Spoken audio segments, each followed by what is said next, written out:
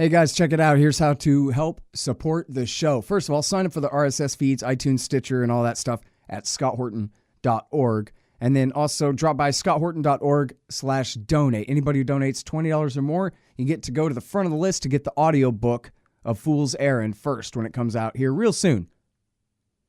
Any donation of $50 or more, you get a signed copy of the paperback of Fool's Errand, Time to End the War in Afghanistan. For $100, get a QR code, silver commodity disc, which tells you its instant spot price in real time. It's really great. And anyone who donates $200 or more to the Scott Horton Show gets a lifetime subscription to Listen and Think audiobooks. Listen and Think libertarian audiobooks, that is, at listenandthink.com. And hey, did I ever mention I take Bitcoin? Hint, hint, all you brilliant libertarian Bitcoin zillionaires out there who bought a bunch in 2009 like I should have. I take Bitcoin. It's all at scotthorton.org/donate. And big thanks to all the monthly subscribers who donate the 10, 20, 30, whichever dollars a month there. Really appreciate those a lot. And hey guys, stop by patreon.com/Scott Horton Show. Anybody who signs up to donate $1 or more per interview there will get 2 free audiobooks from Listen and Think Audio. All that is at scotthorton.org/donate. Also shop Amazon.com via the link at scotthorton.org. Give me a good review on iTunes or Stitcher, if you like the show. And if you read the book and you like that, then review it at Amazon too, if you would. Oh yeah, and you know what? I give speeches too. Why don't you hire me to give a speech to your group? We'll talk about the book. I'll sell some. It'll be great. Sorry I'm late. I had to stop by the Wax Museum again and give the finger to FDR. We know Al-Qaeda, Zawahiri, is supporting the opposition in Syria. Are we supporting Al-Qaeda in Syria? Well, it's a proud day for America. And by God, we've kicked Vietnam syndrome once and for all. Thank you very, very much. I say and I say it again, you've been had. You've been took. You've been hoodwinked. These witnesses are trying to simply deny things that just about everybody else accepts as fact. He came, he saw, he died. Well, we ain't killing their army, but we killing them. We be on CNN like, say our name, bitch, say it 3 times. The meeting of the largest armies in the history of the world. Then there's going to be an invasion. All right, you guys, introducing the great Eric Margolis, our good friend, my good friend and yours, the author of American Raj, Liberation or Domination, and before that, War at the Top of the World, both of which are just incredible books. You got to read them. And he writes regularly at uns.com, at lewrockwell.com, and I'm not sure where else, a few other places. Anyway, welcome back to the show. How you doing? Thank you, Scott. Always happy to be back with you. Good. Hey, one of the things that I like about you is you know all about North Korea. And also you say smart stuff about it instead of all the crazy lunatic things that a lot of all the pundits and opinion makers in America seem to believe in. Like, yeah, boy, we better do something horrible about that situation. But so I was thinking maybe I could ask you if you could sort of lay out the situation and the most important facets of it, the best that you understand, and maybe recommend a way we could ratchet these tensions down and have peace instead of a gigantic Holocaust. Will do, Scott. I've got the answers for you. Thank you. We stand now a rifle shot away from war against North Korea. President Trump and his men have blundered us into a corner with North Korea, with all their huffing and puffing and blowing the house down and violent threats, almost as bad as Hillary Clinton's threat to utterly destroy Iran. Now we're talking about utterly destroying North Korea in biblical terms. We are very close. Today, as we speak, there are 340 or 350 U.S. warplanes and warplanes from South Korea just probing the borders and the sea borders as well of North Korea, including heavy bombers, stealth aircraft, you name it, it's there. Plus, we have a very powerful naval armada, and more units have been flown in to bolster the 28,500 U.S. troops of the 1st Division, I think it is, that are south of the DMZ. So we're all prepped up for war. There's all this war talk coming out of Washington. Munitions and supplies are being rushed to Korea. We're ready to go if it happens. Oh, man. Look, we've set the stage for war. The Trump administration, has set the stage for war. The South Korean government, which is ostensibly independent, has said no.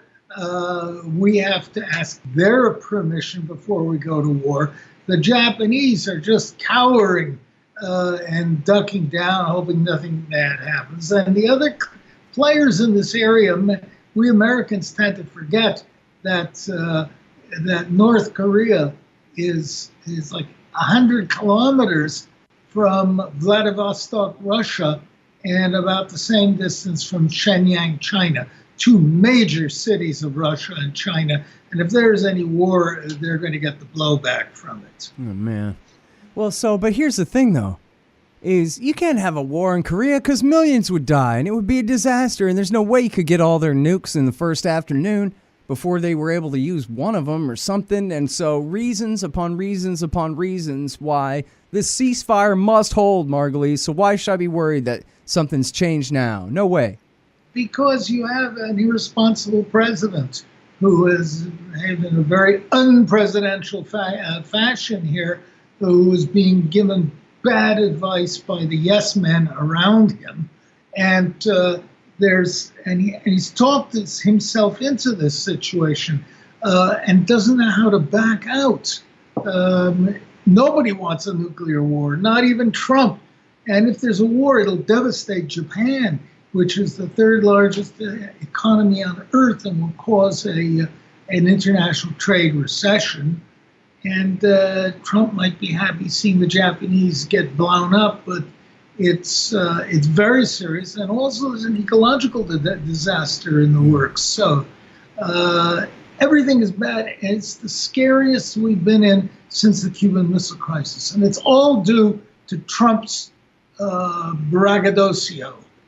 Yeah, so in other words, it's really not like Iraq War II, where Bush says, a year and a half beforehand, look, we're doing this, and I'm going to scare the hell out of you between now and then until you let me, kind of thing. It's not that. It's just that, more like O.J. Simpson and the Naked Gun, just stepping in a bucket and hitting his head on the door jamb and all these things. He's actually in danger of blundering us into a nuclear war. Well, that's right. Trump keeps threatening, fire and fury, and either give up, cry uncle, or else we're going to turn North Korea into a sea of fire. All this kind of baloney he's been giving, and he has to do something. Kim Jong-un in North Korea has been mooning him from a distance. And to show how foolish Trump is, he's firing off these rockets, which are increasingly efficient and may have nuclear warheads. And Trump doesn't know what else to do. The whole North Korean nuclear infrastructure is deeply buried in the mountains. It's unlikely that it can be knocked out by airstrikes. Even the Pentagon admits this. So the only way to dig them out is by using tactical nuclear weapons. And that's a course that's terrifying. Man, well, okay, so I know this guy he's a lot of different layers of fool, okay? We're talking about Donald Trump here.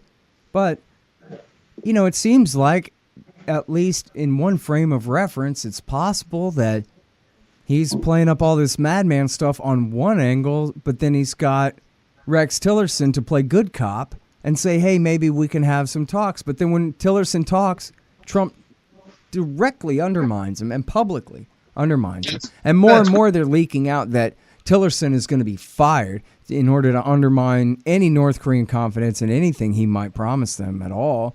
And so, I don't expect for Trump to actually be a good artist at the deal. But I do expect him to understand what a deal is, and how if you're going to play bad cop, you have to still give your opponent an out. Or what, you know what I mean? Simple stuff. Yes. Well, there's no earthly reason why North Korea should back down and agree to end its nuclear program. Washington has made that a prerequisite of opening negotiations. It's like they're going to have to agree to denuclearize, as they say. Well, let Washington denuclearize for a change. Let both sides get rid of their nuclear weapons. That would be a good start. Otherwise, Kim's, it's a tired truism now, but Kim Jong-un saw what happened to Gaddafi and what happened to Saddam Hussein. And these were people who gave some trust to Washington, and they ended up dead. And the nuclear weapons are the only thing that protects them from an American attack. Why give them up? Yeah, well, and the thing is, though, I mean, they have been willing to give them up in the past. And, there's this recent statement, I forget exactly which North Korean minister stated this, but he said that, we will never negotiate our possession of nuclear weapons as long as the Americans continue their threats, which to me sounded like a really big opening. And maybe they wouldn't give them all up. But then again, even as recently as 2008, George Bush was working on a new and pretty good deal to get them to go ahead and call up. This was after they'd exploded at least one nuke, maybe two. And they were, and maybe the only two they'd ever made. And they were willing to deal then. So it just seems like, man, we had a great deal under Clinton that Bush Jr. ruined, but then Bush Jr. pretty much could have had a good deal, but then he blew it. And even now they're leaving loopholes open in their statements about how maybe they would deal someday if we would back off about 6 degrees or so, which to me is obviously fair. So I wonder if you really think it's that bad. I mean, I guess assuming the bad faith of America from here on forward, yeah, it is, right? They'll never give up their nukes in the face of this empire. Just maybe if I was the president, but that's different. I wouldn't if I was Kim Jong Margolis either, because it keeps them alive. But also, it's brought respect for North Korea. The South Koreans must say, this is very interesting. America is quaking in its boots because of North Korea. Meanwhile, South Korea is just bleating little things about, oh, please, let's have peace and things. Who's the real Korean power here? Well, it's Kim and not President Moon of South Korea. But, back when the period in the past that you were referring to, the North Koreans didn't have any long-range delivery systems. So the best they could possibly, the worst they could possibly do is try and loft a bomb over to Japan or attack the U.S. troops in South Korea. Now it appears their missiles do have the capability of reaching all of North America. I don't know how they got these missiles. I just wrote about that. Somebody, I believe, has given them really important engine technology. They have a very powerful. Well, you remember when we in the U.S. were developing missiles, they used to blow up and fall over, and it was very embarrassing. This hasn't happened to the North Koreans very much. So they're onto something, and now they have the capability of striking the U.S. and Japan. Nobody cares about South Korea, but Japan is really important. And let's remember, in range of Kim's medium-range missiles are close to 100,000 Americans. Yeah. Well, yeah, they say now they've proven they can reach Washington, D.C., so that certainly changes the ball game. You know what, though? And I know we've talked about this before, but it still seems so obvious to me that the Americans have so much power compared to the North Koreans that we're in, and never mind just Trump, but I mean America and the empire in general, that they're in a really good position to just say, you know what, bygones, bygones, let's go ahead and have a peace treaty. Let's go ahead and do, I don't know, at least a half-ass version of Nixon Goes to China. Why not? What really is so unreasonable about the American position or the North Korean position that this just can't happen, Eric? Well, what's unreasonable about the American position is that 50, 67 years after the Korean War, we still have troops garrisoned in South Korea and Japan, and naval forces and air forces. In fact, these bases are the centerpiece of our whole Asian geostrategic power. And there's no reason why they should be there. South Korea has a 600,000-man armed forces, very well equipped, very tough. I've been with them in the field and under the DMZ. They can defend Saudi, but the problem is, did you know, Scott, the amazing fact that in the event of war, the South Korean army comes under the command of a 4-star American general. Mm-hmm. It's amazing. We don't have that anywhere else in the world. So it shows the vassal status of South Korea. If the U.S. were to lessen the pressure there and cut down on the nuclear confrontation, the first question people would ask, why does America need troops in Japan and South Korea? Why do they have to be in Guam? What are they doing? Who are they defending against? The whole thing's just a racket, isn't it? Well, nobody wants to change the status quo. And the United States is happy with this. It likes it. It makes us claim that U.S. forces there are keeping the Asians from each other's throats. There may be a grain of truth to that, but by and large, we're not there out of altruism. We're there to promote our own strategic interests. And so people are going to say, why keep all these troops there? There's no good answer to that. America is an imperial power, and it sees that its Pacific imperium is being challenged by China and to a lesser degree Russia, and it's panicking now. So it would rather dig in deeper than make concessions and thin out its presence in North Asia. Yeah. Man, I'll tell you, I forgot if we talked about this, Eric, but I know I brought it up on the show a couple of times, but there was a piece in the LA Times, and it was by a Hoover Institution, Stanford, so the right, Heritage Foundation type think tankers. And the point was, but if we made peace with North Korea, then we wouldn't have North Korea to hang over the head of Japan and South Korea to threaten them with this danger that we're protecting them from. And without that, well, they might spin away and be independent from the American empire, or even worse, fall into China's orbit. Actually, it was that blatant that's why we have to. And this was right at the height of Trump saying fire and fury like the world has never seen, when America's used nukes in battle before, or in war before, and right at the heart of that, he's saying, but it's worth it. At the threat of nuclear war, it's worth it, because otherwise, what if Japan stopped doing what they were told? Well, our power is not so much in aircraft carriers as in granting access to the great American markets. And for South Korea, for Japan, for China, Vietnam, Thailand, all these countries, their wealth is being built at Walmart. And that is part of the American power structure. And it still works.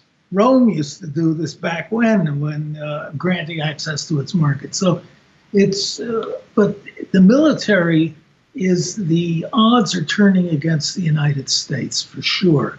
The other thing is that a united Korea is a very interesting situation. Not many countries want it. They prefer Korea weak and divided. 50 million Koreans in the south, 25 million in the north. This would make Japan very nervous, because the Koreans and Japanese hate each other, as you know. And especially if you combine the South Korean economy with the North Koreans' nukes, you have real power. That's right, and military capabilities. So there's an easy way out of this. It's for the U.S. to declare an end to the Korean War. We're still at war with North Korea. It's crazy. Since 1953, where there's been an armistice, but not a peace treaty. I've been in Panmunjom. I shot a film there, in fact, where the so-called peace village where they met, and this silly armed standoff still going on. The second thing is to relax we've been waging economic warfare against North Korea. And we've got to open up trade, allow them to import goods, and instead of spending money on arms, they'll be spending it on, Nintendos and Budweiser beer. you name it. The other thing is that the U.S. has got to assure North Korea that it won't attack. It's the ye old non-aggression treaty. It's all possible. It all can be done. We've done it with many other countries.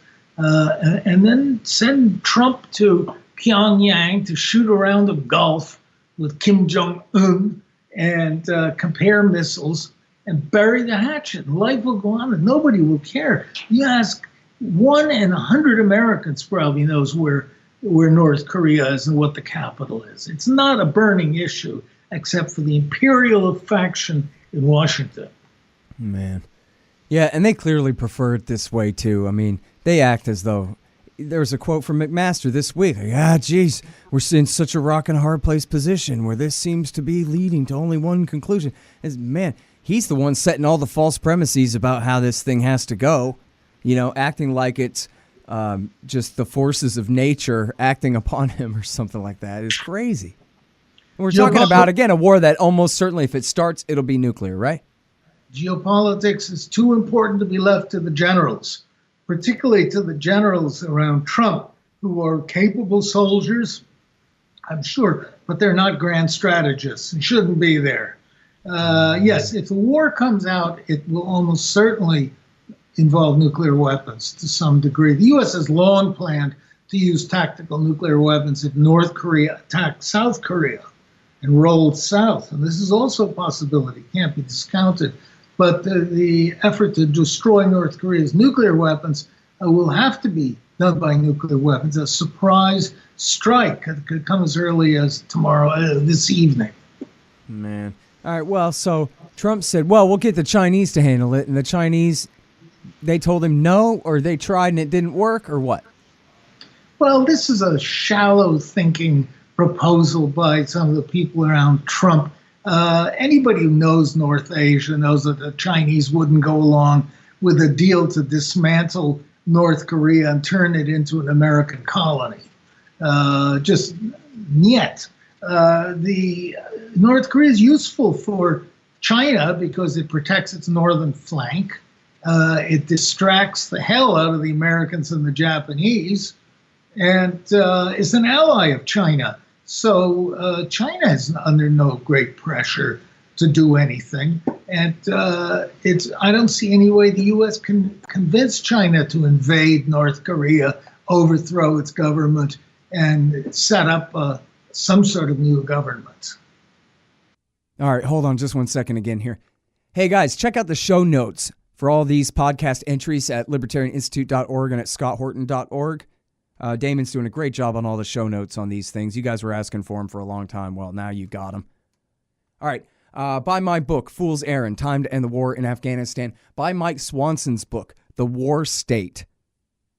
It's an early history of the military-industrial complex after World War II. And take his investment advice at wallstreetwindow.com. Buy your precious metals from Roberts & Roberts Brokerage, Inc. That's rrbi.co. And get your anti-government propaganda from libertystickers.com.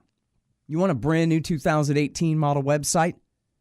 Go to expanddesigns.com/Scott and you'll save $500. Hey, can I ask you about Yemen? Sure. So did you see the news this morning of Saleh's dead body in the back of a pickup truck there? Yes. That's how a lot of Middle Eastern dictators end up. Yeah, he looks just like Gaddafi. Yes, I was thinking the same thing too, Scott. I never met him, but I spent time in Yemen, going way back to 1975. And it's a wild and crazy place, filled with wild and crazy tribesmen. It's like Afghanistan. And you just don't know what's going on there, and they're very odd. I follow Middle Eastern affairs closely, as you know, but I couldn't explain to you what the Houthis who are fighting the Saudis are all about in depth, but the Saudis are trying a scorched earth policy in Yemen and trying to starve the people into submission. And we, the United States, are hand in glove with the Saudis in the starvation and bombing campaign. It's disgusting. Yeah, so I wonder, with him dead, and apparently what happened was he was trying to tilt back toward the Saudis and backstab the Houthis, and they got the better of him. which I guess was unexpected, depending on who you ask. But so I guess nobody really knows or nobody knows or is in any real position to predict whether the army factions are going to go ahead and stick with the Houthis, the guys that were Saleh's buddies, whether they're going to stick with the Houthis or whether they are going to go ahead and go along with Saleh's plan to make peace and rejoin with Saudi power there. But he was a notoriously tricky guy, and he had backstabbed some of his allies in the past. It's a nasty piece of work. So's the other little pretender president who's in Aden, who's a Saudi puppet. Yeah, they have him on house arrest in Riyadh. He's not even allowed to go back to try to become president, I guess, because he'd just get killed too easy. Well, it's a very murky situation, and it's all part of the ongoing power struggle inside Saudi Arabia. And the Emiratis are involved, the Abu Dhabi and Dubai people, trying to press their own agenda to be big shots. It's very murky. I can't tell you what's going to happen. Usually I can, Scott, but on this I can't. Yeah, well, it's funny, I guess. I don't know what could have been, but it seems like maybe his, he could have actually brought some kind of ceasefire if he could have made the Saudis settle for him. He just couldn't make the Houthis settle for him too, even though they've been allies as of recently. I don't know how he screwed that up, but it seems like that was some kind of chance for a ceasefire and now blown. God, it's very murky. Back in the was it the 60s, 1970, the Egyptian army was in Yemen trying to support the Republicans there who were fighting the royalists who held the capital. And the royalists were completely surrounded and cut off. No, it was the other way around. The Republicans were completely cut off and surrounded. And the Republicans said, surrender or die. And the next day they collapsed. And the Republicans won. So it's very hard to tell what's happening. It's a very closed society made up of warring tribes and regions. Very hard to read. Well, so what do you make of all the accusations that America and Saudi are just trying to contain the expanding Persian Empire? Oh, that's total monumental BS. The Iranians are only lightly involved in Yemen, very lightly. They have no history of being involved there. They're completely different religious groups, don't like each other. And maybe they're supporting the enemy of my enemy is my friend, but it's not big time. But the Saudis, who are notorious liars, keep saying they're fighting Iranian aggression, and too many Americans believe this nonsense. It's not true. This is a local conflict having to do with local people, rather like Afghanistan.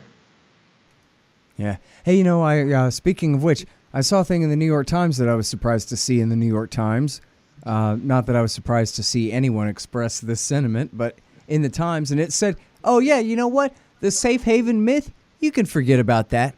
There's no real reason to think that even if the Taliban did take over the country, that they would let al-Qaeda come back. Al-Qaeda hadn't been there in years, and the Taliban would have no interest in provoking another war against them for a second time for the same stupid reason. And so, don't worry about it. I wonder if this guy read my book, but I like his article.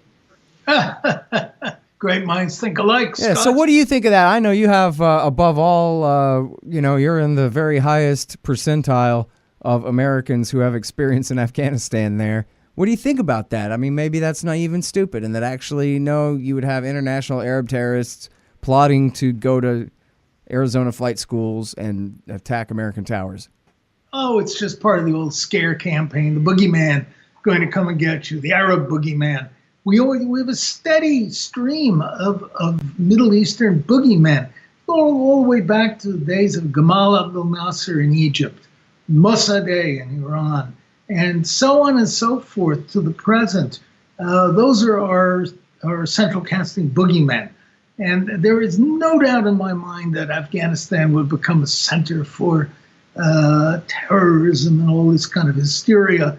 Al-Qaeda was barely existent in Afghanistan when the U.S. attacked in 2003. All those terrorist training camps that we were told about were actually, most of them were run by the Pakistani intelligence service, an ally of the U.S., and they were training guerrillas to go and fight in Indian-held Kashmir.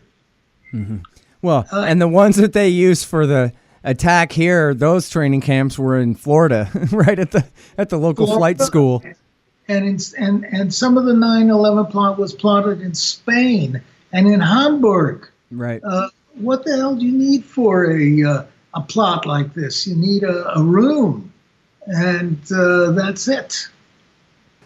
All right. Well, as long as we're talking about Afghanistan, you know, the Taliban have said for years that they just will not negotiate as long as the Americans are there. And yet at the same time, they've got to be sick of fighting by now, too, at least some of them. And I wonder whether maybe they would come to a deal before, you know, any of Mattis's fantasy of some new victory over them could either pass or fail. But just maybe they could decide to cut a deal where, say, they promise not to march on Kabul, but just to keep sort of the predominantly Pashtun areas in the south and the east, and you leave us alone and we'll leave you alone. Or it seems like a deal like that might be able to be worked out, no? Scott, it's a reasonable thought that you have. Yes, I wonder, they've been fighting since 1989 or something like that. 79, I'm sorry. And it's just endless war and terrible destruction. Huge amount of casualties. The U.S. government has always concealed the amount of people killed in Afghanistan. Some sources put it up to 1 million. Some say in the hundreds of thousands. But it's substantial in this dirt-poor country. So, yeah, there must be a temptation to do a regional deal of some sort, or a partition of the country to stop the bombing. And the bombing has increased now by a third, if you can imagine that. Heavy bombers against tribesmen with Lee Enfield rifles. It's really it's sickening. But if there is a deal, the deal may be overturned.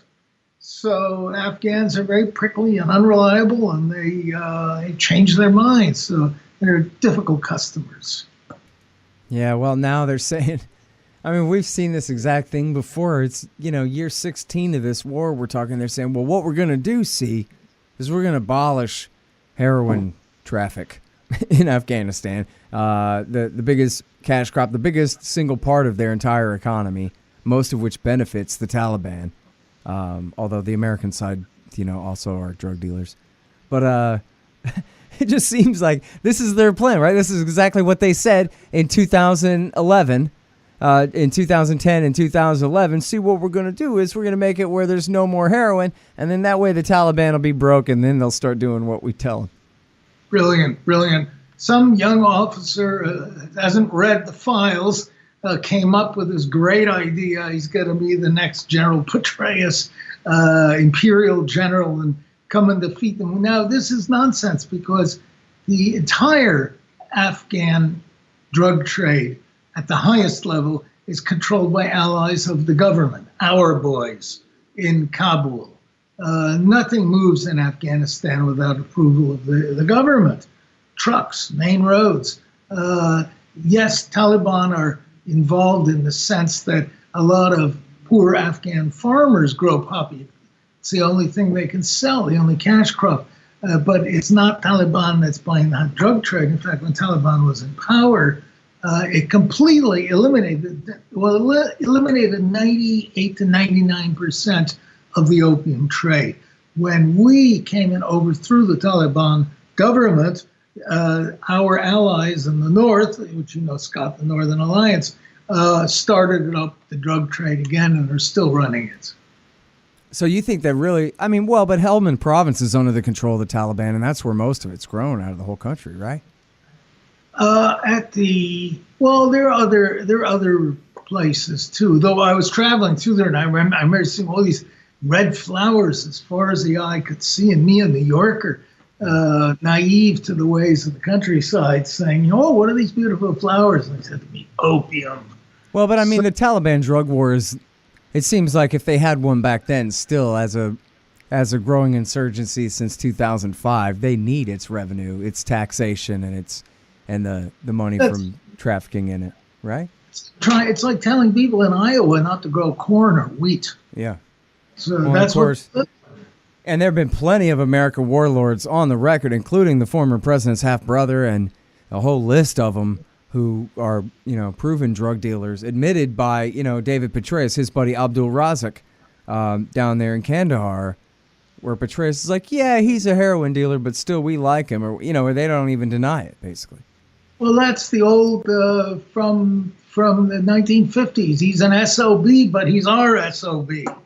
Speaking of the Somozas. Right. Yeah, I was going to say, was that the Batistas or the Somozas? I forget. I think it was old man Somoza. Yeah, no, you're right. Yeah. All right, well, listen, man, I sure love talking to you and reading the things that you write. Well, top of the season to you, Scott, and I look forward to more chats. No, I really appreciate you coming on the show, man. Have a good weekend and holiday and all that stuff. Bye-bye. All right, take care. All right, you guys, that's the great Eric Margolis. He's at UNZ.com, UNZ, UNZ.com. No one man should be able to trigger nuclear war is one. And brand new, Washington runs amok while Kim smiles. Those are both at UNZ, and we'll be running this one tomorrow on antiwar.com. And so, yeah, that's me, scotthorton.org, antiwar.com, libertarianinstitute.com, and Fool's Errand, Time to End the War in Afghanistan. That's my book. It's at foolserrand.com. Buy my book, Fool's Errand. It's at foolserrand.us and at amazon.com. I know I just said that, but that's why I said it twice, was so that you would listen the second time. Okay. Thank you very much. Goodbye.